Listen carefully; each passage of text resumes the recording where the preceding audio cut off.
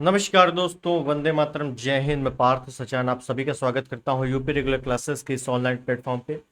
और आज का वीडियो बहुत ही इंपॉर्टेंट होने वाला है क्योंकि आज हम लोग पढ़ने वाले हैं वर्ल्ड ज्योग्राफी में। ठीक है ना। तो आज हम लोग विश्व भूगोल में फर्स्ट टॉपिक पढ़ने वाले हैं सौर मंडल। ठीक है ना, सोलर सिस्टम, जिसमें सबसे पहले हम लोग थ्योरी कंप्लीट करेंगे, कंप्लीट थ्योरी कंप्लीट करेंगे। उसके बाद लास्ट में हम लोग अभी तक आए हुए जितने भी पीवाईक्यू क्वेश्चंस हैं कि वर्ल्ड ज्योग्राफी में इस टॉपिक से किस किस तरह के क्वेश्चंस पूछे जाते हैं उनको सॉल्व करने की कोशिश करेंगे। ठीक है। और सॉल्व कैसे करना है उसका एक तरीका भी है ना। तो उसको सबको हम लोग देखने वाले हैं और इस सिंगल वीडियो में आपका जो सौर मंडल है वो कंप्लीट हो जाएगा, पूरा कंसेप्ट क्लियर हो जाएगा। तो चैनल पर नए सब्सक्राइब, इस वीडियो को लाइक और शेयर जरूर कर देना। तो चलिए शुरुआत करते हैं इस सेशन की। तो देखिए, अगर मैं बात करूं, ठीक है, हम लोग शुरू कर रहे हैं। और आप लोग अगर नोट करना चाहो नोट कर लो, और नहीं नोट करना है तो मत नोट करो, केवल सुनते रहना। देखिए, हम लोग पढ़ रहे हैं सौर मंडल,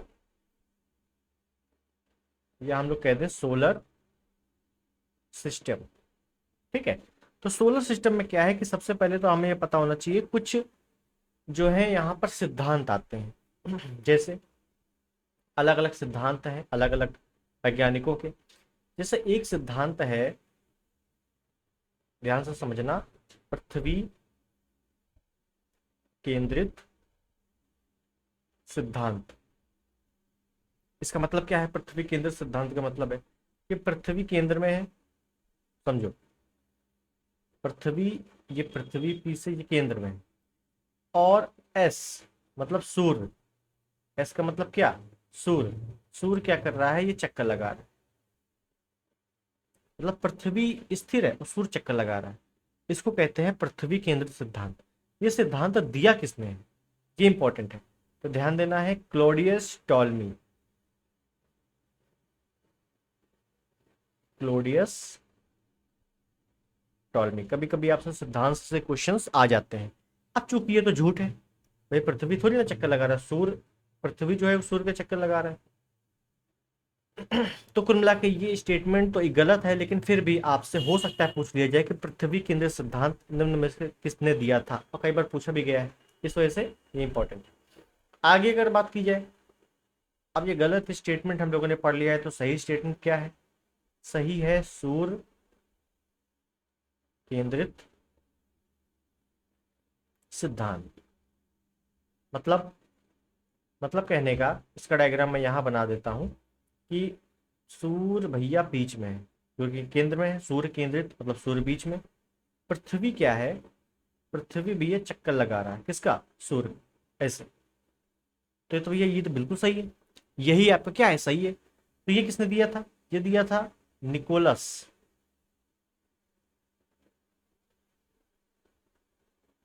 कॉपरनिकस। निकोलस कॉपरनिकस, ये कॉपरनिकस आपने सुना होगा कि सूर्य केंद्रित सिद्धांत किसने दिया है? कॉपरनिकस ने दिया है। बहुत अच्छे तरीके से याद रखें। आगे अगर बात की जाए, आगे हम लोग अगर बात कर ले कि टेलीस्कोप,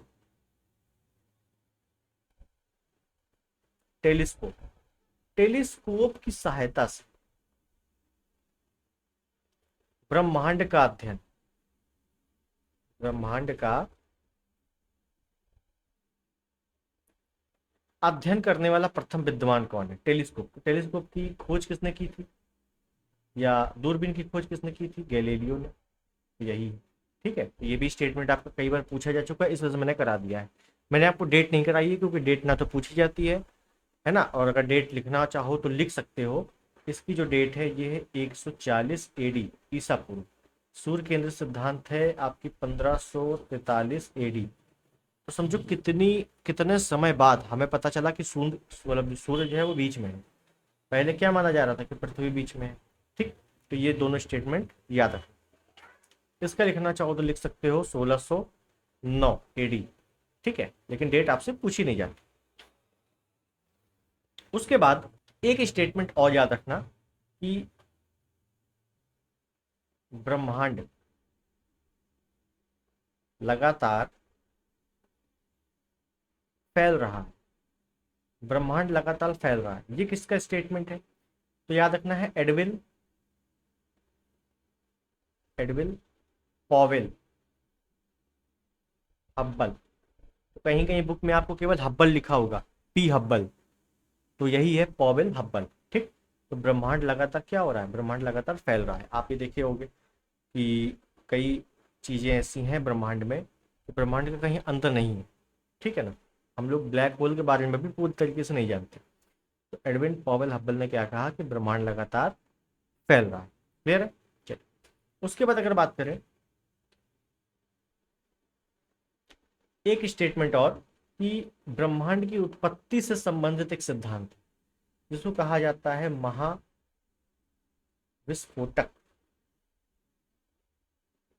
सिद्धांत। शायद आपने ना सुना हो, कुछ लोगों ने सुना होगा, लेकिन ये सबने सुना होगा big bang theory. Big bang theory आपने जरूर सुनी होगी, उसी को कहा जाता है महाविस्फोटक सिद्धांत। ये किसने दिया था, जॉर्ज लेमेंटर। ये किसने दिया था, जॉर्ज लेमेंटर। आपसे पूछा जाएगा कि महाविस्फोटक सिद्धांत निम्नलिखित में से किसने प्रतिपादित किया था, तो जॉर्ज लेमेंटर ने। ठीक। अब उसके बाद अगर बात करें, अब हम लोग बात करेंगे कि जो सौर मंडल है उसमें बहुत सारी गैलेक्सीज हैं, बहुत सारे सौर मंडल हैं, अलग अलग चीजें हैं। उसमें आपका नजदीकी तारा कौन सा है, दूर का तारा कौन सा है, बड़ा तारा कौन सा है ना, उत्तर दिशा में चमकता हुआ तारा कौन सा है, इस प्रकार के क्वेश्चन आपसे पूछ लिए जाते हैं। ठीक है। तो इसको मैं आपको 4-5 लाइन में करा देता हूँ, उसके बाद आगे चलते हैं। तो देखिए देखिए यहाँ पे आपको ये चीजें कुछ 3-4 पॉइंट मैंने लिखे हैं, इसको आपको याद करना है। जैसे सबसे बड़ी गैलेक्सी कौन सी है, तो लाइमन अल्फा ब्लॉक्स, बहुत अच्छे तरीके से याद रखना है, लाइमन अल्फा ब्लॉक्स, ये वाला पॉइंट। ठीक। सबसे बड़ी गैलेक्सी। सर्पिलाकार गैलेक्सी कौन सी है, सर्पिलाकार गैलेक्सी, तो ये है मंदाकिनी या मिल्की वे इसको इंग्लिश में कहा जाता है। और जो हमारा सौर मंडल जो है इसी गैलेक्सी में है। ठीक है। तो यहाँ पे हम ये भी लिख सकते हैं कि हमारा सौर मंडल इसी में है, मिल्की वे में। उसके बाद सौर मंडल का सबसे नजदीकी तारा कौन सा है, सबसे नजदीकी तारा तो प्रॉक्सिमा सेंचुरी। बहुत अच्छे से याद रखना, हो सकता है राइटिंग ना समझ में आ रही हो तो मैं आपको बोल दे रहा हूँ, प्रॉक्सिमा सेंचुरी। और उसके बाद अगर पूछा जाए कि हमारी गैलेक्सी का सबसे चमकीला तारा, ये क्या है, नजदीकी तारा, लेकिन ये क्या है, चमकीला तारा। तो चमकीला तारा में याद रखना है या तो सीरियस ऑप्शन में आ जाएगा, या तो आ जाएगा इंग्लिश में डॉग स्टार। ठीक है ना, सीरियस आ जाएगा या आ जाएगा डॉग स्टार। ठीक है। तो ये 3-4 पॉइंट आपको याद रखने हैं। उसके बाद हम लोग आगे चलते हैं और देखते हैं क्या, सौर मंडल। तो अब सौर मंडल में हम लोग क्या क्या पढ़ेंगे। ठीक है। सौर मंडल में हम लोग क्या क्या पढ़ेंगे, ये इंपॉर्टेंट है। तो देखिए सौर मंडल में हम लोग पढ़ेंगे सूर्य, सूर्य के बारे में पूरी विशेषताएं क्या क्या है। हम लोग ग्रहों के बारे में पढ़ेंगे, हम लोग उपग्रह पढ़ेंगे, उपग्रह, हम लोग इसमें क्षुद्र ग्रह पढ़ेंगे, क्षुद्र ग्रह, हम लोग इस पे उल्का पिंड पढ़ लेंगे, उल्का पिंड, हम लोग इस पे धूमकेतु पढ़ लेंगे, धूमकेतु, हम लोग इस पे धूल कण पढ़ लेंगे, जो आकाश गंगाओं में धूल कण हैं या गैसें हैं, इनके बारे में पढ़ लेंगे। अब देखो यहीं से यहाँ पे क्वेश्चन बनना शुरू होते हैं। आपसे पूछा जाएगा कि सौर मंडल में निम्नलिखित में से कौन नहीं आता है, तो ये सभी आते हैं सौर मंडल में। और आपको ऑप्शन मिलेगा क्या, निहारिकाएं, निहारिकाएं, ये बहुत बार आपका क्वेश्चन पूछा जा चुका है। तो ये जो है सौर मंडल का भाग नहीं है, बाकी ये सभी क्या है, सौर मंडल का ही भाग है। ठीक है। तो ये आपको अच्छे से पढ़ना है कि सौर मंडल में क्या क्या चीजें आती हैं, तो ये चीजें आती हैं। अब सौर मंडल में सूर्य है, ग्रह है, उपग्रह है। तो सूर्य से लगाकर ग्रहों के बारे में पहले हम लोग देखते हैं, फिर धीरे धीरे एक एक करके डिटेल्ड में चर्चा करेंगे। जैसे जैसे मैं बताऊं अगर आपको, मान लो जैसे ये है आपका सूर्य,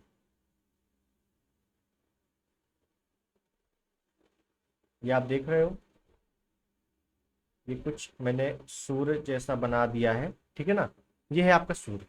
अब सूर्य से लगे हुए ग्रह कौन कौन से हैं, जैसे अगर बात करूं, एक ग्रह है आपका ये है, कुल ग्रह कितने हैं, कुल ग्रह हैं 8, पहले 9 थे, अब हो गए हैं 8। ठीक है ना, तो 1 2, ये मैंने बना दिया 3 3 4 5 6, ये 7 और ये 8।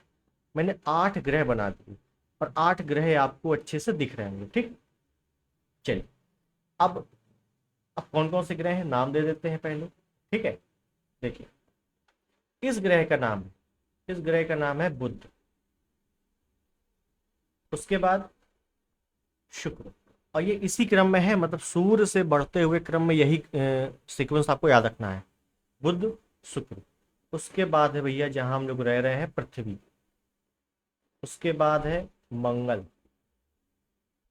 फिर उसके बाद है बृहस्पति, देन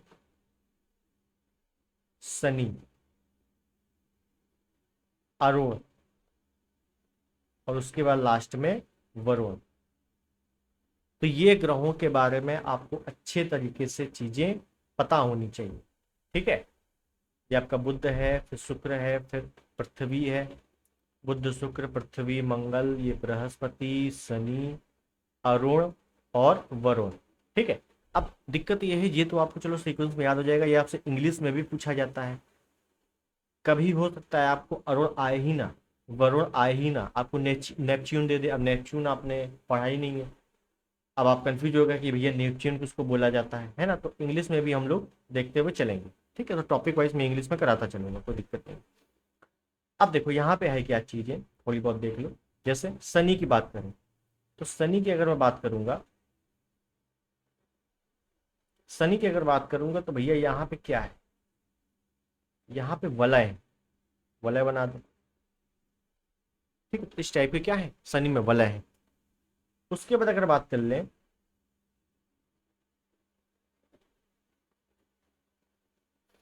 ये आप देख रहे हो मंगल, 8 ग्रह हैं टोटल। इसको अगर मैं डिवाइड करूं तो 4 4 में डिवाइड होंगे, 4 4 में क्या होंगे, डिवाइड होंगे। तो ये 4 4 में डिवाइड है, और ये डिवाइड कौन कर रहा है, ये क्या मैंने बना दिया, ये बना दिया भैया क्षुद्र ग्रह, क्षुद्र ग्रह। कुल मिला के मंगल और बृहस्पति जो ग्रह है उसके मध्य में क्या है, क्षुद्र ग्रह है। क्षुद्र ग्रह क्या करता है, ये 4 4 ग्रहों में डिवाइड करता है। और ये जो ग्रह है, 4 पहले वाले और 4 बाद वाले, इन ग्रहों को बोला जाता है आंतरिक ग्रह, आंतरिक ग्रह। और इनको बोला जाता है बाहरी ग्रह। आपसे बहुत बार एक क्वेश्चन आता है वनडे एग्जाम में कि निम्न में से कौन सा बाहरी ग्रह नहीं है, या निम्न में से कौन सा आंतरिक ग्रह नहीं। तो बिल्कुल सीक्वेंस में आपको याद करना है, जैसे बुध शुक्र पृथ्वी मंगल बृहस्पति शनि अरुण वरुण। उसके बाद 4 4 में डिवाइड कर देना है। डिवाइड किससे करोगे, क्षुद्र ग्रह से करोगे। जो सूर्य से लगे हुए ग्रह हैं उनको आंतरिक ग्रह बोल दिया जाता है, जो बाहरी, जो 4 क्षुद्र ग्रह के बाद वाले ग्रह हैं उनको बाहरी ग्रह बोल दिया जाता है। ठीक, क्षुद्र ग्रह किसके मध्य है, तो मंगल और बृहस्पति के मध्य है। बताओ यहाँ तक कोई दिक्कत, कोई परेशानी नहीं होनी चाहिए। ठीक है, चलो अब ये हो गया हमारा काम, हमने अच्छे से डिवाइड कर लिया, आंतरिक ग्रह बाहरी ग्रह क्या होते हैं वो देख लिया। अब हम लोग इन्हीं को डिटेल्ड में पढ़ेंगे। ठीक है, तो चलिए शुरुआत करते हैं। तो सबसे पहले हम लोग पढ़ेंगे सूर्य के बारे में। सूर्य, जिसको इंग्लिश में हम लोग कहेंगे सन। ठीक है, इंग्लिश में बताता हुआ चलूंगा सभी ग्रहों के नाम, क्योंकि बुध अब इंग्लिश में नहीं आता है, बृहस्पति अब इंग्लिश में नहीं आता, आपसे देवनागरी लिपि में जुपिटर दे देगा, बोल देगा जुपिटर। जुपिटर की विशेषताएं बताओ। अब बताओ, जुपिटर जब नहीं जानते हो तो आपको स्कूटी याद आ जाएगी जुपिटर वाली, है ना। तो ऐसे मत करना। चलो देखो, अब सूर्य है, तो सूर्य के बारे में हम क्या क्या पॉइंट लिख सकते हैं। या सूर्य में हम लिख सकते हैं कि सौर मंडल का जनक कहा जाता है, सौर मंडल का जनक, सौर मंडल का जनक किसे कहा जाता है, सूर्य को कहा जाता है। पृथ्वी से 15 करोड़ किलोमीटर लगभग दूरी है, पृथ्वी से दूरी कितनी है, तो 15 करोड़ किलोमीटर की दूरी है, ये भी हम कह सकते हैं। सूर्य से प्रकाश की गति कितनी है, तो आपको जो गति है वो पता है कितना होती है, 3 × 10⁸ मीटर प्रति सेकेंड। ये आपको स्पीड पता है, आपने थोड़ा बहुत साइंस अगर पढ़ा होगा तो ये आपको पता है। उसके बाद अगर बात करें कि सूर्य का प्रकाश पृथ्वी में आने पर टाइम कितना लगता है, सूर्य प्रकाश को पृथ्वी पर आने में समय 8 मिनट 20 सेकेंड, 8 मिनट 20 सेकेंड का टाइम लगता है। ठीक है, आपको दिख नहीं रहा होगा तो मैं नीचे लिख देता हूं, 8 मिनट 20 सेकेंड का टाइम लगता है। ठीक, तो ये आपको पता होना चाहिए। उसके बाद सूर्य की ऊर्जा का स्रोत क्या है, सूर्य में ऊर्जा है तो सूर्य की ऊर्जा का स्रोत बहुत इंपॉर्टेंट पॉइंट है ये, तो याद रखना है, इसको हमको कहेंगे नाभिकीय संलयन, नाभिकीय संलयन। नाभिकीय विखंडन आ जाता है ऑप्शन में, तो वो थोड़ा सा ध्यान रखना है कि नाभिकीय संलयन। सूर्य की ऊर्जा का स्रोत पूछे या तारों की ऊर्जा का स्रोत पूछे, दोनों में आप लोग करोगे नाभिकीय संलयन। क्लियर। उसके बाद अगर बात करें और अगर बात कर लें कि सूर्य पर गैसें, भाई सूर्य क्या है, एक तारा है, पूरा गैस का गोला है। सूर्य को क्या कहेंगे, एक तारा है सूर्य और गैस का गोला है। तो कौन कौन सी गैसें हैं प्रमुख, तो देखो एक गैस है आपकी हाइड्रोजन, जिसको भविष्य का ईंधन भी कहा जाता है, और एक गैस है आपकी हीलियम। ये दोनों गैसें बहुत ही उपयोगी हैं। इसका जो परसेंट है वो आपका लगभग लगभग 75% लिख लो, हालांकि अन्य में चला जाता है कुछ, लेकिन 75% लिख लो, इसको 25% लिख लो। तो अगर हम लोग रेशियो निकालेंगे हाइड्रोजन हीलियम का तो कितना आएगा, 3:1। तो ये पॉइंट आपको याद होना चाहिए। ठीक है। और अगर सूर्य की बात करें तो जैसे मान लो ये है आपका सूर्य, सॉरी गड़बड़ बन गया, मान लो ये सूर्य है, ये सूर्य है, तो ये जो ऊपर वाला भाग है ना इसका, इसको बोला जाता है कोरोना, और जो बीच वाला भाग है इसको बोला जाता है क्रोड। इसका टेम्परेचर काफी हाई होता है क्रोड का। ठीक है, तो कोरोना क्रोड दोनों आपको पता होना चाहिए। कोरोना क्या है, सूर्य की जो परिधि होती है, सूर्य की परत होती है, उसी को कोरोना बोला जाता है। क्लियर। और याद रखना कि सूर्य का जो गुरुत्वाकर्षण बल है पृथ्वी का जो गुरुत्वाकर्षण बल है उससे कितना अधिक है कितना कम है, अगर अधिक है तो कितना, कम है तो कितना। देखो सूर्य का गुरुत्वाकर्षण बल पृथ्वी के गुरुत्वाकर्षण बल से 28 गुना अधिक है। तो ये याद रखना है कितना है, 28 गुना अधिक है। कहने का अर्थ ये है कि अगर हम पृथ्वी से अंतरिक्ष में जाना चाहते हैं तो कितना फोर्स होना चाहिए, 11.2 किलोमीटर पर सेकेंड की स्पीड से जाएंगे तो हम पृथ्वी के कक्षक से बाहर निकल जाएंगे। लेकिन पृथ्वी पर जितना गुरुत्वाकर्षण फोर्स है उससे 28 गुना जाना सूर्य पर है। तो सूर्य से अगर हमको सूर्य की क्रॉस करनी है लिमिट, तो हमको 11.2 किलोमीटर पर सेकेंड से लगभग 28 गुना ज़्यादा फोर्स लगाना पड़ेगा। तो वो तो अलग बात है, सूर्य पे तो अभी कोई जा नहीं सकता है ना, तो वो फ्यूचर की बात है। तो अभी केवल आपको इतना स्टेटमेंट याद रखना है। अब हम लोगों ने सूर्य के बारे में काफ़ी जानकारी देखी। ठीक है, सूर्य के बारे में बेसिक जानकारी देख ली, जो इक्का दुक्का बस्ती है वो हम लोग क्वेश्चन में देख लेंगे। अब हम लोग देखते हैं, सूर्य हम लोगों ने देख लिया, अब हम लोग पढ़ते हैं आगे। अब सूर्य के बाद आगे क्या बचता है, ग्रह। ग्रह बचते हैं।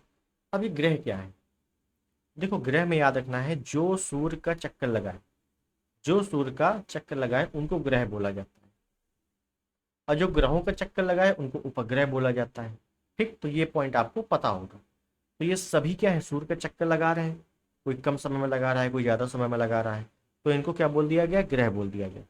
तो अब इन ग्रहों के बारे में पढ़ते हैं। तो ग्रह क्या है, मैंने आपको बता दिया है, कि सूर्य का चक्कर लगाते हैं, उनको ग्रह बोलते हैं। इनका निश्चित आकार, आयतन सब निश्चित होता है। ठीक है ना। कुल ग्रहों की संख्या 8 है। ये मैं आपको ओरली बोल रहा हूँ, लिखा नहीं रहा हूँ। ठीक। अब ग्रहों के बारे में हम लोग देखते हैं। ग्रहों का आकार, आकार तो मैं आपको बता चुका हूँ ना। आकार का मतलब है घटते क्रम में, बढ़ते क्रम में, पहले बुध, शुक्र, पृथ्वी, मंगल, बृहस्पति, शनि, अरुण, वरुण। ये मैं आपको अच्छे से बता चुका हूँ कि शुरुआत से लेकर अंत तक क्या क्या आएंगे, उसी क्रम में हम लोग करने वाले हैं। तो सूर्य से अगर आगे चले तो हमें क्या पड़ेगा? बुध सबसे पहले। और बुध को इंग्लिश में क्या बोलते हैं? मर्क्यूरी। बहुत ही इंपॉर्टेंट पॉइंट, मर्क्यूरी। अब इसमें हम क्या क्या पॉइंट लिख सकते हैं? अब इसमें हम क्या क्या पॉइंट लिख सकते हैं? तो देखो, एक पॉइंट हम ये लिख सकते हैं कि सूर्य के सबसे नजदीक है। भाई सूर्य से जैसे ही आप बाहर निकलोगे तो पहला ग्रह पड़ेगा, तो हम ये लिख सकते हैं सूर्य के सबसे नजदीकी ग्रह कौन सा? बुध। उसके बाद हम ये लिख सकते हैं कि सबसे छोटा ग्रह, याद रखना है, सबसे छोटा ग्रह है आकार में। उसके बाद एक पॉइंट यह लिख लो कि दैनिक तापांतर सबसे अधिक। भाई रोज का तापांतर सबसे अधिक होता है। भाई जाहिर सी बात है कि बुध जो है सूर्य के सबसे निकट है, तो क्या होगा? तापांतर क्या होगा? बढ़ता रहेगा, बढ़ता रहेगा। जाहिर सी बात है। तो तापांतर ऐसे लिख लो, दैनिक तापांतर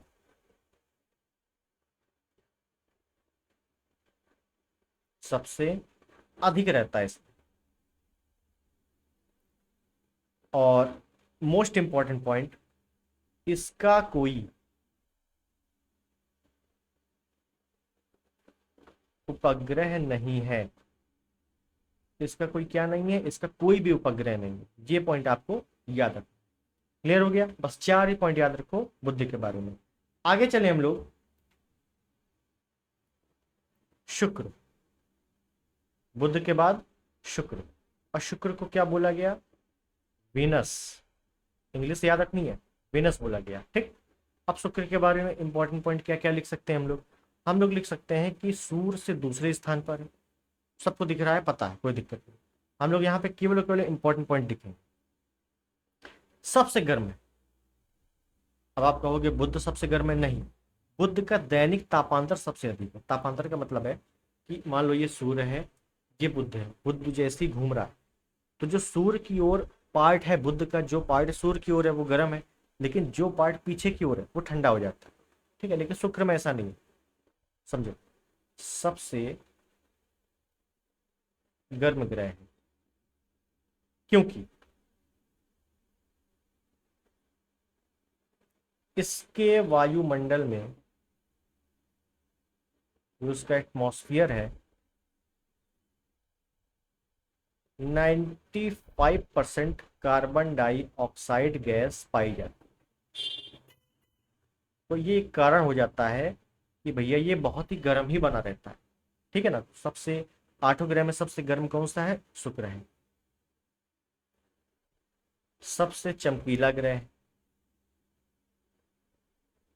सबसे चमकीला ग्रह है। भोर का तारा, सांझ का तारा, है ना, लिख लो, कोई दिक्कत नहीं है। हालांकि ये सब पॉइंट अब पूछे नहीं जाते हैं, है ना, पुराने हो गए, तो फिर भी लिख लो। भोर का तारा, सांझ का तारा, मतलब मॉर्निंग स्टार, इवनिंग स्टार, दोनों कहा जाता है इसको। ठीक है ना। भोर का तारा, सांझ का तारा कहा जाता है। किसको? शुक्र को कहा जाता है। उसके बाद पृथ्वी का जुड़वा ग्रह भी कहा जाता है। पृथ्वी का जुड़वा ग्रह किसको कहा जाता है? शुक्र को। And the last point very important, इसका भी कोई उपग्रह नहीं है। कोई उपग्रह नहीं, बुध का भी नहीं है, शुक्र का भी नहीं है।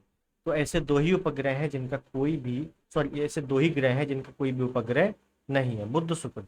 बाकी सबके। ठीक है। आगे देखें। बुध शुक्र हो गया, बुध शुक्र। उसके बाद पृथ्वी, बुध शुक्र के बाद पृथ्वी आना चाहिए, लेकिन पृथ्वी मैं आपको लास्ट में बताऊंगा, ठीक है ना, क्योंकि पृथ्वी का अलग टॉपिक है।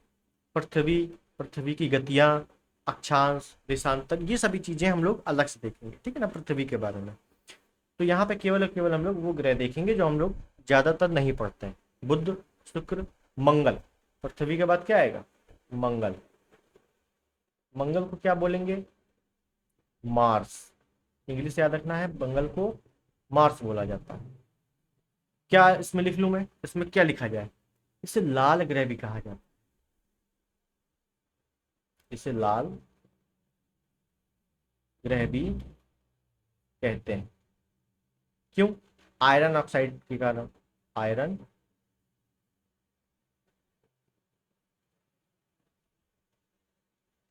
ऑक्साइड के कारण, आयरन ऑक्साइड की उपलब्धता ज्यादा है, इसी वजह से ये लाल हो जाता है, इसी वजह से इसको लाल ग्रह कहा जाता है।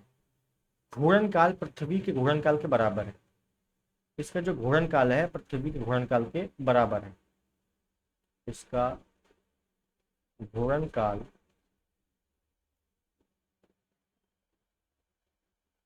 पृथ्वी के घूर्णन काल के बराबर, लगभग बराबर है, मतलब 24 घंटे इसका है तो वैसे ही उसका भी है। अब यहां से कई बार क्वेश्चन बनता है कि निम्नलिखित में से किस ग्रह का घूर्णन काल पृथ्वी के घूर्णन काल के बराबर है? तो मंगल का है। अब आप कर सकते हो, ठीक। उसके बाद अगर बात करें इंपॉर्टेंट, सौर मंडल, हमारे सौर मंडल का सबसे बड़ा ज्वालामुखी मंगल पर, हमारे सौर मंडल का सबसे बड़ा ज्वालामुखी स्थित है कहाँ? मंगल पर। इस ज्वालामुखी का नाम क्या है? ओलंपस मेसी। याद रखना है, ओलंपस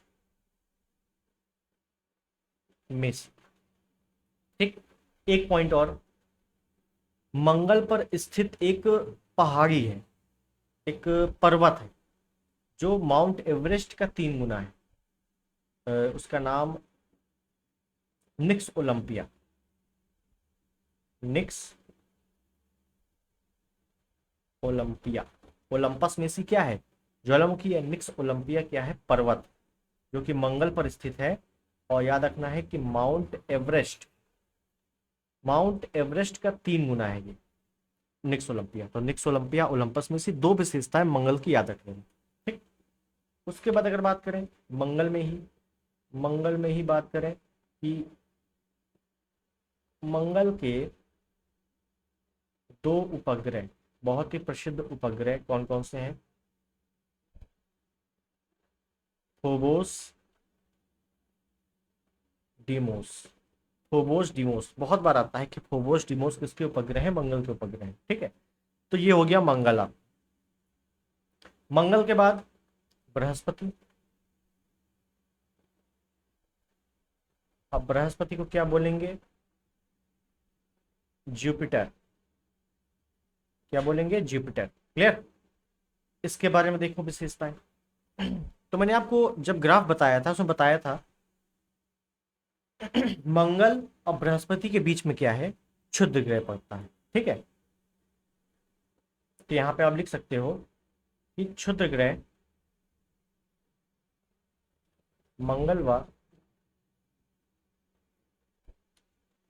बृहस्पति के मध्य है, मध्य स्थित है।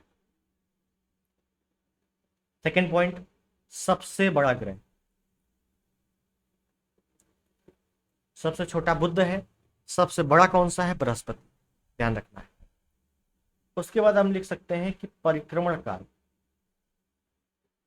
परिक्रमण काल कितना है? 12 वर्ष, मतलब 12 वर्ष में सूर्य का एक चक्कर लगाता है। और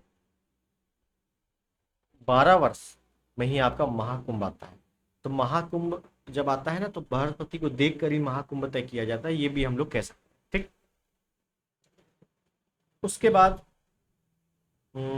उपग्रह, इसके जो प्रमुख उपग्रह हैं वो कौन से हैं? वो आपका है ज्ञानीमीड।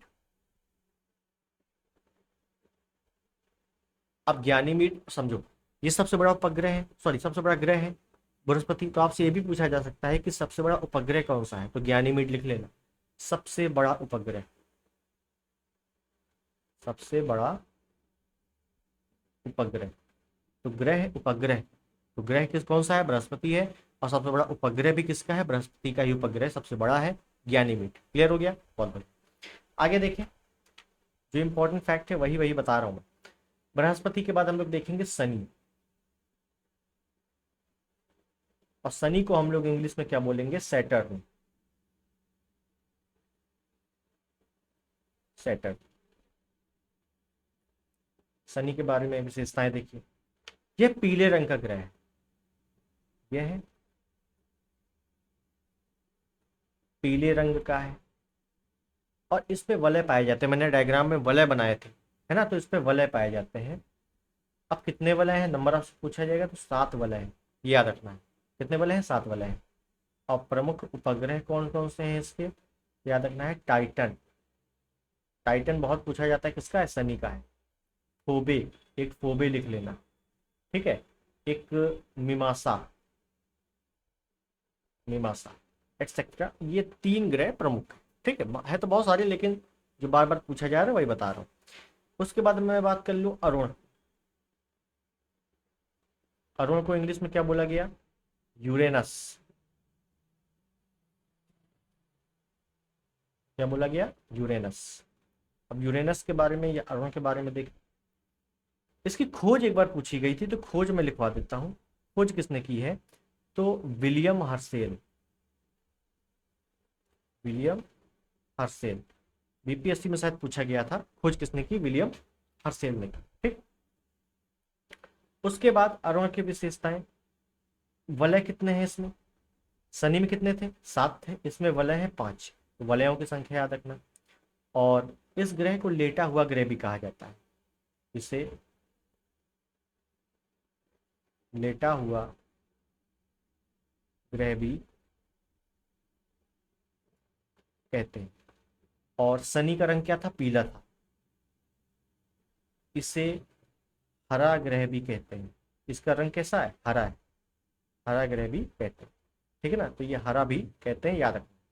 उसके बाद अगर लास्ट बात कर लूँ, वरुण, बहुत जल्दी जल्दी खत्म करेंगे। वरुण, वरुण को इंग्लिश में क्या कहेंगे, नेपच्यून।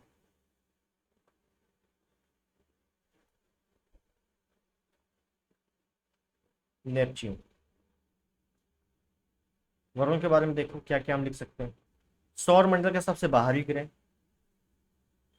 है ना, ये लिख सकते हैं कि सौर मंडल का सबसे बाहरी ग्रह है। भाई इसके बाद तो खत्म हो गया ना, लास्ट है ये, सौर मंडल का सबसे बाहरी ग्रह। ये लिख सकते हैं कि सबसे लंबा परिक्रमण काल है इसका, सबसे लंबा परिक्रमण काल।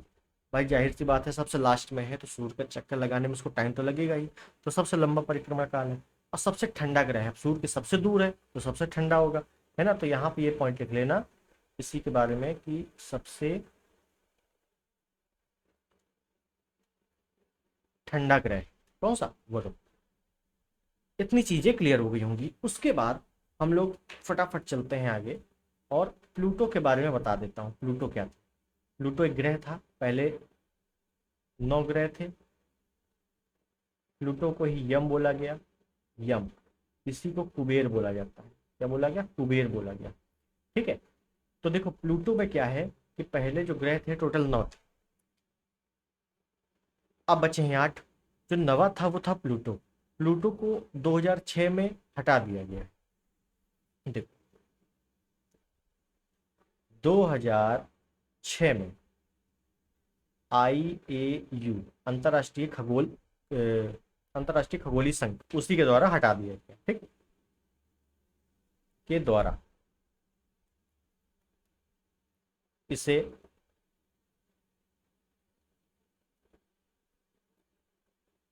बौना ग्रह, क्या, बौना ग्रह घोषित किया गया। और जब बौना ग्रह घोषित कर दिया तो इसको ग्रहों की श्रेणी से हटा दिया गया 2006, ठीक है, तो ये आपको याद रखना चाहिए। क्लियर। उसके बाद आगे बात करें, अब हम लोग उपग्रहों की बात कर ले। हम लोगों ने सूर्य देखा, उसके बाद जो 8 ग्रह लगे हुए हैं उनको देखा, ग्रहों के जो उपग्रह हैं उनको देख लिया। अब हम लोग देख लेते हैं उपग्रहों के बारे में। ठीक है,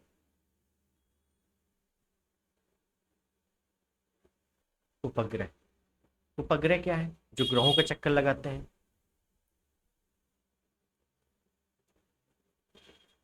जो ग्रहों के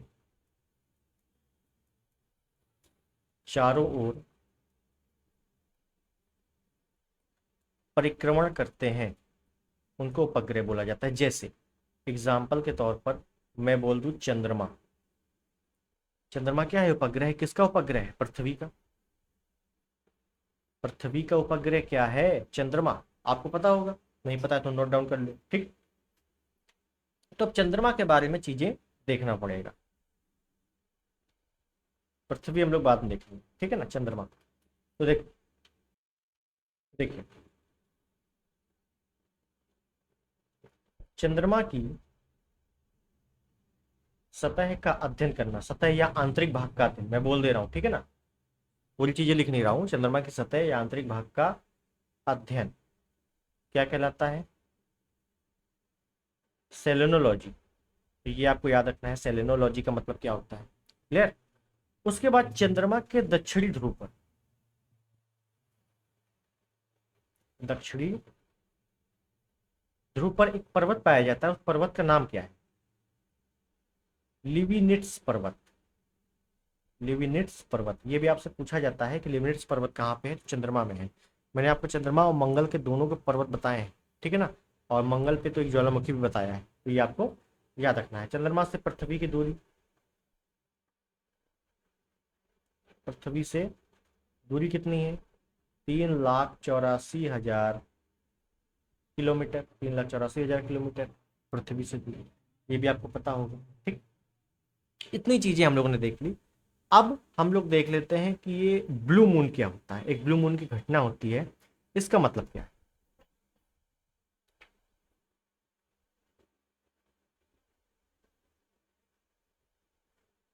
ब्लू, देखिए, जब एक कैलेंडर माह में, मतलब जब एक महीने में दो पूर्णिमाएं हो, दो पूर्णिमाएं पड़ती हैं, तो इसी घटना को ब्लू मून कहा जाता है। ये ध्यान देना है। ब्लू मून बहुत बार आता है, और कभी कभी आपको यूपीपीसीएस मेंस में लिखने के लिए आ जाता है बाकायदे कि ब्लू मून क्या होता है। इस पे 150 120 शब्दों का उत्तर लिखिए। तो ब्लू मून क्या है कि जब एक ही माह में या एक ही कैलेंडर माह में दो पूर्णिमाएं पड़ती हैं, तो इसी को ब्लू मून कहा जाता है। अब ये पूर्णिमा क्या होती है, अमावस्या क्या होती है, इसके बारे में मैं आपको पहले बता दूं, जब मैं आपको ज्वार भाटा पढ़ाऊंगा, ज्वार भाटा, ठीक। और जब मैं आपको पृथ्वी बताऊं, तो पृथ्वी में मैं चंद्रमा को कंबाइंड करके, ज्वार भाटा में कंबाइंड करके कायदे से उसमें डिटेल में बताऊंगा, ठीक है ना। यहाँ पे केवल केवल हम लोग सौर मंडल की विशेषताएं देखेंगे, ठीक। तो उस पर आप कंफ्यूजन मत होना। उसके बाद हम लोगों ने एक देखा था क्षुद्र ग्रह,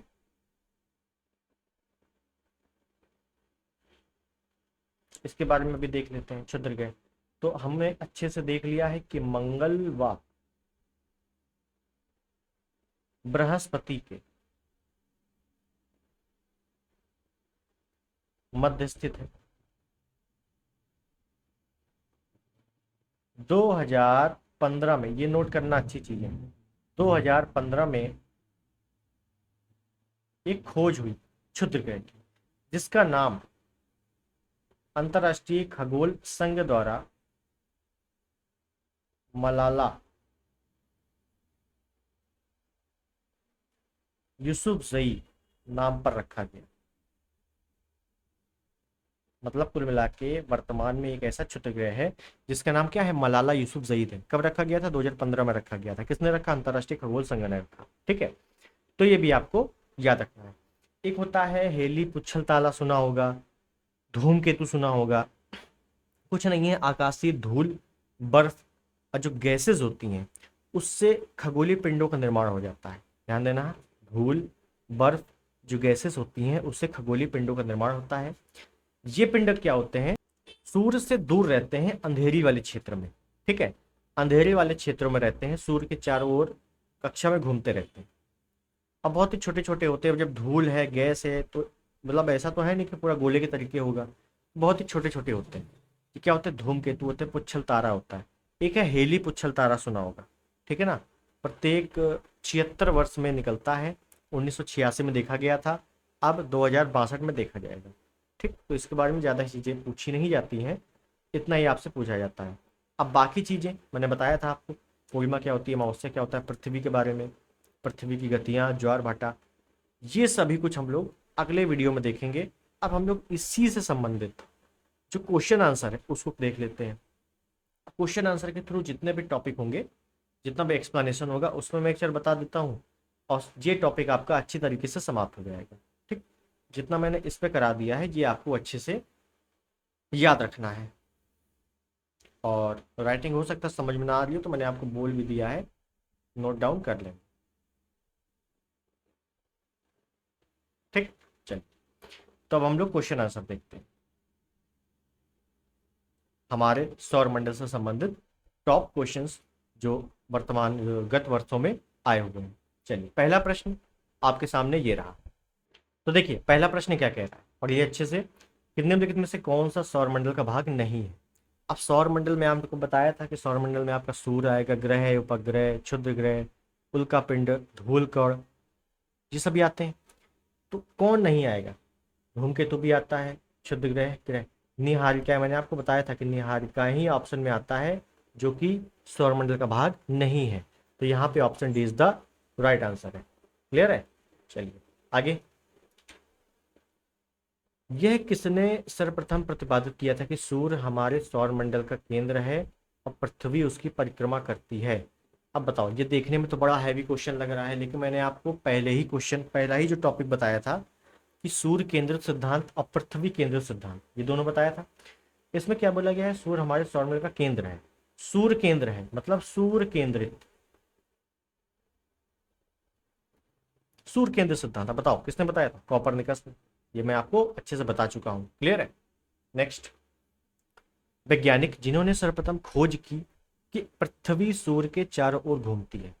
जब पृथ्वी सूर्य के चारों ओर घूमेगी तो इसका मतलब सूर्य केंद्र में होगा, तो बस सूर्य केंद्र सिद्धांत किसने बताया, कॉपरनिकस ने। अब बताओ, इस टाइप से घुमा फिरा के क्वेश्चन पूछा जाता है, क्वेश्चन हार्ड नहीं है, लेकिन बशर्ते जितना आपको बताया जा रहा है उतना ही आप अच्छे से डिटेल्ड अच्छे से रट डालो, बार बार रिवीजन कर डालो, आता वही है सब कुछ। देख रहे हो बीपीएससी में कई बार आया हुआ ये क्वेश्चन। नेक्स्ट, सौरमंडल में ग्रहों की संख्या है, तो ग्रहों की संख्या वर्तमान में ग्रह कितने हैं, 8 हैं। प्लूटो को हटाया गया, प्लूटो हटा है, कब हटा है, 2006 में हटा है, तो ये 1992 का क्वेश्चन है, हटा दो इसको, कोई भी ऑप्शन सही नहीं है। वर्तमान में ग्रहों की संख्या कितनी है भैया, 8 है। ठीक, नेक्स्ट, सूर्य से दूरी के क्रम में निम्नलिखित में से कौन से दो ग्रह मंगल और यूरेनस के बीच में है। अब बताओ, मंगल तो आपको पता है, यूरेनस आप गड़बड़ कर जाओगे अगर आपको इंग्लिश में आपने नहीं पढ़ा है तो। ठीक, तो याद रखना कि यूरेनस मतलब अरुण, यूरेनस को हिंदी में क्या बोला गया, अरुण। तो मंगल अरुण के बीच में कौन कौन से, तो अब क्रम से याद कर लो, बुध, शुक्र, पृथ्वी, मंगल, बृहस्पति, शनि, अरुण। तो बृहस्पति और शनि बीच में है, तो बृहस्पति शनि बीच में है, तो option B is the right answer. Next, निम्नलिखित ग्रहों को उनकी सूर्य से दूरी के बढ़ते क्रम में व्यवस्थित कीजिए, मतलब सूर्य से बढ़ते हुए। तो बुध, शुक्र, पृथ्वी, यूरेनस, यूरेनस को सबसे पहले हम अरुण बोल दें, नहीं कई लोग कंफ्यूज हो जाओगे। तो देखो, बुध, शुक्र, पृथ्वी, तो शुरुआत से पृथ्वी ही पहले नंबर पे आएगी, मतलब 2 पहले नंबर पे आएगा। ठीक, तो हटा दो इसको, इसको हटा दो, इसको हटा दो, बस 2 यहीं से स्टार्टिंग हो रही है, option is the right answer. बताओ कोई दिक्कत, कितना आसान क्वेश्चन। नेक्स्ट, सूर्य तथा पृथ्वी के मध्य ग्रह है, सूर्य तथा पृथ्वी के मध्य ग्रह है। ठीक है, तो सूर्य इधर से स्टार्ट हो रहा है, बुध शुक्र पृथ्वी यहाँ खत्म हो रही है, तो बुध शुक्र दो ही है, तो बुध और शुक्र, option C is the right answer. बताओ कितने आसान क्वेश्चन आ रहे हैं। नेक्स्ट, पृथ्वी स्थित है, पृथ्वी किस में स्थित है, तो बुध शुक्र पृथ्वी मंगल, तो शुक्र और मंगल के मध्य, तो शुक्र और मंगल के मध्य। मतलब कुल मिला के मैंने जो आपको सीक्वेंस बताया था उसी से आपके लगातार क्वेश्चन आ रहे हैं। नेक्स्ट, ग्रहों के बारे में निम्न में से क्या सत्य है, क्या सही है। ये प्रकाशहीन होते हैं किंतु चमकते नहीं, ये अप्रकाशवान होते हैं, अप्रकाशवान होते हुए भी चमकते हैं, ये प्रकाशवान होते हैं किंतु चमकते नहीं हैं, ये प्रकाशवान भी है और चमकते भी। देखो अगर ग्रहों की बात की जाए तो आपने देखा होगा कई बार ग्रह हमको कई बार क्या मतलब लगातार हम टेलीस्कोप से ग्रह देख सकते हैं, इसका मतलब वो चमक रहा है तभी तो देख पा रहे हैं, क्योंकि ये जब आप अंतरिक्ष में जाओगे तो क्या होगा, अंधेरा होगा, पूरा काला होगा, लेकिन ग्रहों को हम देख सकते हैं, इसका मतलब है कि ग्रह क्या है, चमकते हैं। तो चमकते नहीं है इसको तो हटा दो, चमकते नहीं है इसको हटा दो। अब प्रकाशवान की अप्रकाशवान, प्रकाशवान का मतलब है कि वहां क्या कोई लाइट लगी है, बिल्कुल लाइट नहीं है, वो अप्रकाशवान है लेकिन फिर भी चमकते हैं। किसकी मदद से, तारों की मदद से या खुद की मदद से, रिफ्लेक्शन से, ठीक है, ये अप्रकाशवान है, option B is the right answer, यहाँ पे ध्यान रखो। नेक्स्ट, ठीक है, विशेष लक्षण है ग्रह के नाम। सौर मंडल का सबसे छोटा ग्रह, तो सबसे छोटा ग्रह मैंने आपको बताया था बुध है, तो पहला का पहला हो गया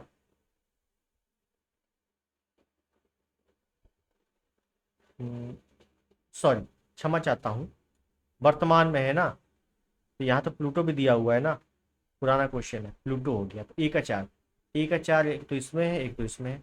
सौरमंडल का सबसे बड़ा ग्रह, बड़ा ग्रह मैंने आपको बताया था क्या है, जुपिटर मतलब बृहस्पति, तो बी का तीन, बी का तीन, तो ये इसमें है, option D is the right answer. बताओ कोई दिक्कत हुई, कोई दिक्कत नहीं हुई। नेक्स्ट, सूर्य के निकटतम ग्रह है, सूर्य के सबसे निकट कौन सा है, बुध, एक ही है ही। नेक्स्ट, निम्नलिखित युग्मों में कौन सा सुमेलित नहीं है, देख लेते हैं। सौर मंडल का सबसे बड़ा ग्रह बृहस्पति, ये तो बिल्कुल सही है। सौर मंडल का सबसे छोटा ग्रह बुध, ये तो बिल्कुल सही है। सौर मंडल का सर्वाधिक चमकीला ग्रह शुक्र, बिल्कुल सही है। सौर मंडल का मंदतम गति वाला ग्रह मंगल नहीं है, कौन सुमेलित नहीं है, तो डी सुमेलित नहीं है, सबसे मंद गति इसकी नहीं है।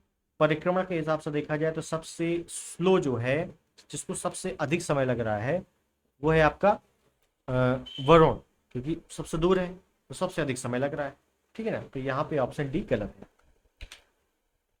निम्नलिखित को आकार के अनुसार घटते क्रम में लगाइए तथा नीचे दिए गए कूट से सही उत्तर चुनिए।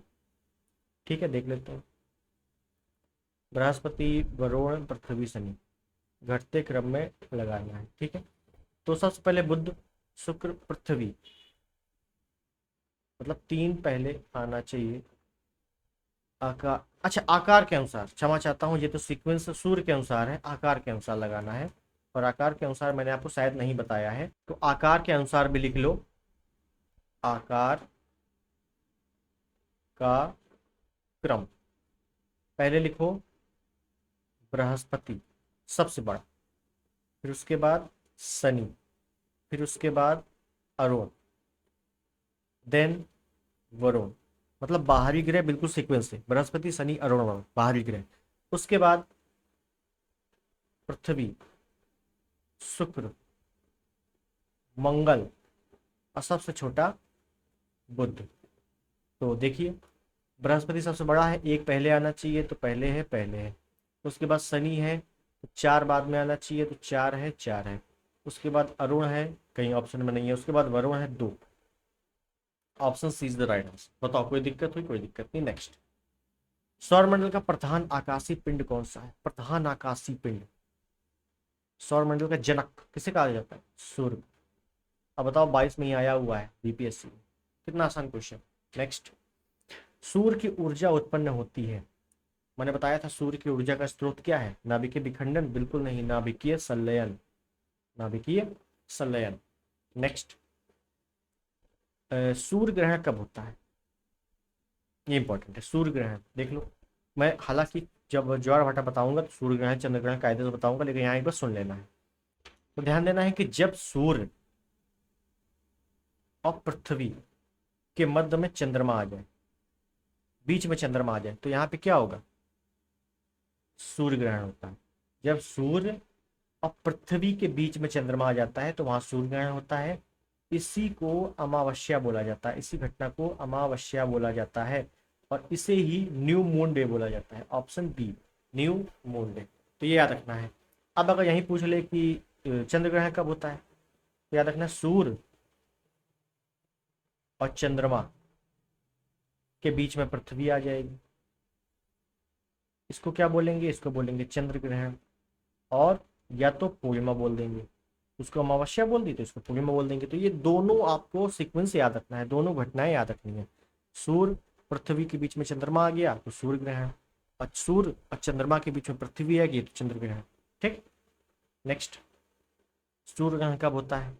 मैंने भी बताया, सूर्य और पृथ्वी के बीच में चंद्रमा आ जाता है। तो सूर्य जब चंद्रमा पृथ्वी के बीच में आ जाता है, गलत। चंद्रमा जब सूर्य पृथ्वी के बीच में आ जाता है, जब चंद्रमा बीच में आएगा तब सूर्य ग्रहण होगा। नेक्स्ट, पृथ्वी सूर्य से निकटतम दूरी पर होती है। देखो ये भी इंपॉर्टेंट है। ये है पृथ्वी, ये है चंद्रमा,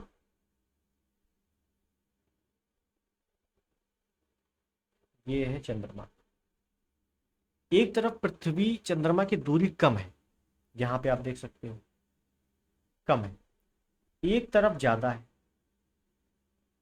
तो ये घटनाएं भी होती हैं, और ये घटनाएं ज्यादा जब भी अधिकतम दूरी हो। ये क्या है? मैक्सिमम दूरी है। जब भी अधिकतम दूरी हो इसको बोला जाता है, इस घटना को अपसौर। क्या बोला जाता है? अपसौर। और ये कब होती है? 4 जुलाई।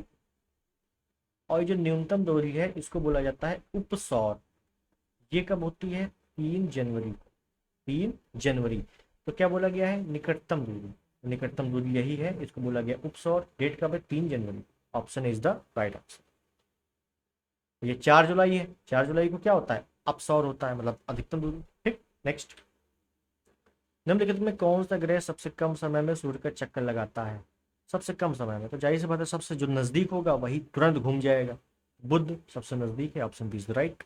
नेक्स्ट, निम्नलिखित ग्रह युग्मों में कौन बिना उपग्रह के है? दो ही बिना उपग्रह के हैं, बुध शुक्र, मैंने आपको स्टार्टिंग बता दिया है, ऑप्शन डी।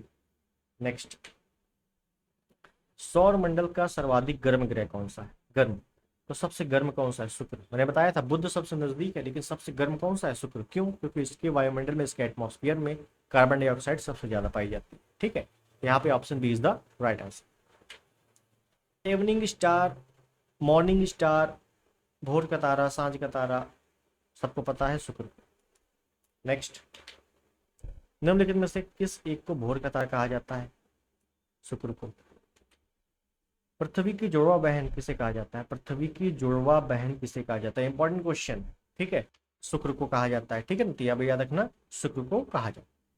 नेक्स्ट, भूप्रपटी पर बहुतायत में पाया जाने वाला रासायनिक तत्व है। भूप्रपटी पर पाया जाने वाला, बहुतायत पाया जाने वाला रासायनिक तत्व क्या है? ऑक्सीजन। देखो यहाँ पे दो क्वेश्चन आते हैं। एक तो आया भूप्रपटी पर, अगर आपसे पूछा जाता कि पृथ्वी पर, तो आप क्या करते? तो आप करते लोहा, ऑप्शन सी। लेकिन यहाँ बोला गया भूप्रपटी पर, तो क्या करोगे? ऑक्सीजन, ऑक्सीजन, उसके बाद सिलिका, उसके बाद एल्युमिनियम। भूप्रपटी पर पाए जाने वाला ये तो तत्व है, लेकिन अगर पूछा जाता है भूप्रपटी पर पाए जाने वाला सर्वाधिक मात्रा में धातु कौन सी है, तो एल्यूमिनियम करते हैं। भूप्रपटी पर पाए जाने वाला सर्वाधिक मात्रा में अधातु कौन सी है, तो सिलिका करते हैं। पूछा गया तत्व ऑक्सीजन की है, लेकिन पृथ्वी पर पूछा जाता, तो भूप्रपटी हो गया, तीनों क्वेश्चन भूप्रपटी पर, लेकिन पृथ्वी पर पूछा जाता तो लोहा करते। ठीक, बहुत अच्छे से ध्यान रखना इसके बारे में। सिलिका क्या है? अधातु है, एल्यूमिनियम धातु है, ऑक्सीजन क्या है? तत्व। नेक्स्ट, पृथ्वी तक पहुंचने के लिए सूर्य से चला गया प्रकाश समय लेता है, तो सूर्य का प्रकाश पृथ्वी पर पहुंचने में कितना समय लेता है? 8 मिनट 20 सेकेंड। 20 सेकेंड हटा दो, 8 मिनट तो दिया हुआ है ना, ऑप्शन सी। मारो गोली, आगे बढ़ो। पृथ्वी के सबसे नजदीक ग्रह कौन सा है? अब ये इंपॉर्टेंट क्वेश्चन है, और ये देखो कई बार आया हुआ है, कई बार आया हुआ है। देखो अगर अगर आप सीक्वेंस देखोगे, बुध, शुक्र, फिर पृथ्वी, फिर मंगल। तो आप कंफ्यूज हो जाओगे कि पृथ्वी के सूर्य सबसे नजदीक है कि मंगल सबसे नजदीक है। तो याद रखो, यहाँ पर रट लो कि शुक्र सबसे नजदीक है। इसी वजह से शुक्र को क्या जुड़वा बहन भी कहा जाता है ना, शुक्र को जुड़वा बहन भी कहा जाता है। इस वजह से option A is the right answer. Next, दिन रात जिस कारण से होते हैं वह क्या है? दिन रात क्यों होते हैं? तो भाई पृथ्वी अपनी जगह पर घूम रही है। जो हिस्सा सूर्य की ओर गया वहां दिन हो गया, जो हिस्सा पीछे की ओर आया वहां रात हो गई। तो परिभ्रमण, परिक्रमण का मतलब ऑप्शन है जो परिक्रमण लिखा हो इसका मतलब सूर्य की ओर चक्कर लगाना, सूर्य के चारों ओर चक्कर लगाना। परिभ्रमण का मतलब है अपने ही अक्ष पर चक्कर लगाना। ठीक, ध्यान रखना। तो ऑप्शन बी परिभ्रमण जो है उसी से दिन रात होते हैं। नेक्स्ट, जब दिन और रात की अवधि बराबर होती है तो सूर्य की किरणें सीधी पड़ती हैं। आपको पता होगा जब दिन और रात बराबर होते हैं, ये भूमध्य रेखा है, ये कर्क रेखा, ये मकर रेखा। एक पॉइंट कर्क रेखा पर आता है 21 जून जब सूर्य लंबवत चमकता है। 2 पॉइंट आते हैं भूमध्य रेखा पर 21 मार्च, 23 सितंबर जब भूमध्य रेखा पर लंबवत चमकता है। और एक आता है 22 दिसंबर जब मकर रेखा पर सूर्य लंबवत चमकता है। तो दिन और रात की अवधि बराबर होती है, तो बीच में क्या होता है, दिन और रात की अवधि बराबर होती है 21 मार्च 23 सितंबर। ठीक है, तो भूमध्य रेखा याद रखते। ठीक, नेक्स्ट, अगर सूर्य और पृथ्वी के बीच की दूरी 1/4 कम हो जाए तो सबसे अधिक संभावना किस बात की होगी? ये है सूर्य, ये है पृथ्वी, इसकी दूरी अगर कम हो जाए, ये सूर्य ये पृथ्वी कम हो जाए तो क्या होगा? पृथ्वी सूर्य में गिर जाएगी? बिल्कुल नहीं। पृथ्वी जल का भस्म हो जाएगी? बिल्कुल नहीं। हमारे वर्ष की अवधि कम हो जाएगी। ऑप्शन सी क्या होगा? देखो, वर्ष की अवधि कम हो जाएगी। अभी क्या हो रहा है, सूर्य पृथ्वी जो है सूर्य का चक्कर लगा रही है, काफी टाइम लगता है, 365 दिन लगते हैं। अब क्या होगा, सूर्य का चक्कर लगाएगी तो बहुत कम टाइम लगेगा, मतलब वर्ष की अवधि कम हो जाएगी। हो सकता है 100 ही दिन में निपट जाए, 100 ही दिन में 100 एक साल हो जाए। ठीक है, तो क्या होगा, अवधि कम हो जाएगी, वर्ष की अवधि कम हो जाएगी, ध्यान रखें। ठीक, नेक्स्ट, विश्व पृथ्वी दिवस कब मनाया जाता है? 22 अप्रैल को, याद रखें। पृथ्वी का अक्ष के जिस कोण पर झुका हुआ है, मतलब पृथ्वी अपने अक्ष पर कितनी झुकी हुई है, तो 23.5 डिग्री झुकी हुई है, ऑप्शन ए। नेक्स्ट, इनमें से किसने पहली बार यह व्याख्या की थी कि पृथ्वी के अपनी धुरी पर घूमने के कारण प्रतिदिन सूर्योदय एवं सूर्यास्त होता है? ये किसने बताया था? तो ये बताया था आर्यभट्ट ने। आर्यभट्ट ने, ब्रह्मगुप्त ने, बराहमिहिर ने, भास्कर ने बहुत सारी बातें सौर मंडल के बारे में बताई हैं। तो जब मैं आपको गुप्त वंश पढ़ाऊंगा उसमें मैं आपको डिटेल्ड बताऊंगा, क्योंकि इसमें टॉपिक थोड़ा सा लंबा है। ठीक, तो यहाँ पे केवल आपको स्टेटमेंट याद रखना है। नेक्स्ट, सौर मंडल में सबसे बड़ा बड़ा ग्रह कौन सा है? सबसे बड़ा हमने बताया था बृहस्पति सबसे बड़ा है आकार में। अब बृहस्पति का जो उपग्रह है ज्ञानीमीड, वो भी सबसे बड़ा उपग्रह है। ठीक, नेक्स्ट, सबसे भारी ग्रह कौन सा है? जो सबसे बड़ा है वही सबसे भारी होगा, जाहिर सी बात है, कॉमन सेंस लगाओ, बृहस्पति। नेक्स्ट, निम्नलिखित में से कौन से ग्रह के सर्वाधिक प्राकृतिक उपग्रह अथवा चंद्र है? सबसे प्राकृतिक उपग्रह और चंद्र है, कहने का मतलब है सबसे अधिक उपग्रह किसके हैं? मैंने बताया था, नहीं बताया, बृहस्पति। बृहस्पति के सबसे अधिक उपग्रह हैं, ध्यान रखना, लगभग 92 है, जहां तक मुझे पता है 92 है, एक बार देख लेना, लेकिन फिर भी 92 है। ठीक, 92 उपग्रह हैं इसके, और सबसे बड़ा ज्ञानीमीड है। ठीक है, नेक्स्ट, किस ग्रह के चारों ओर वलय है? बहुत अच्छे से बताया था, शनि के वलय हैं, कितने वलय हैं? 7 वलय हैं। ऐसे है ना, मान लो शनि है तो इस प्रकार से ये, सॉरी, मान लो ये शनि है तो इस प्रकार से ये वलय बने हुए हैं। ठीक है, नेक्स्ट, टाइटन सबसे बड़ा चंद्रमा या उपग्रह है किसका? टाइटन, शनि का। शनि का फोबे भी है, मीमांसा भी है, कई 2-3 बताए मैंने, याद रखना अच्छे से। सूर्य की परिक्रमा में कौन सा ग्रह सर्वाधिक समय लेता है? बताओ, कोई लॉजिक है इसमें? भाई ये सूर्य है, जो सबसे दूर होगा कौन? वरुण, वही सबसे अधिक समय लेगा चक्कर लगाने में। केपलर का जो गति ग्रह गति नियम था, उसका जो तीसरा नियम है केपलर का, टी स्क्वायर समानुपात आर क्यूब, समय उतना ही ज्यादा लगेगा जितनी दूरी अधिक होगी। तो वरुण सबसे लास्ट में है, उसको टाइम ज्यादा लगेगा परिक्रमा करने में। ठीक है, नेक्स्ट, सौरमंडल का सबसे ठंडा ग्रह कौन सा है? तो जाहिर सी बात है, जो सबसे दूर होगा वही ठंडा होगा, जो सूर्य से सबसे दूर होगा वही ठंडा होगा। कौन? वरुण। लेकिन वरुण को कहीं नहीं लिखा, तो आपको इंग्लिश आनी चाहिए, नेपच्यून, ऑप्शन है। नेक्स्ट,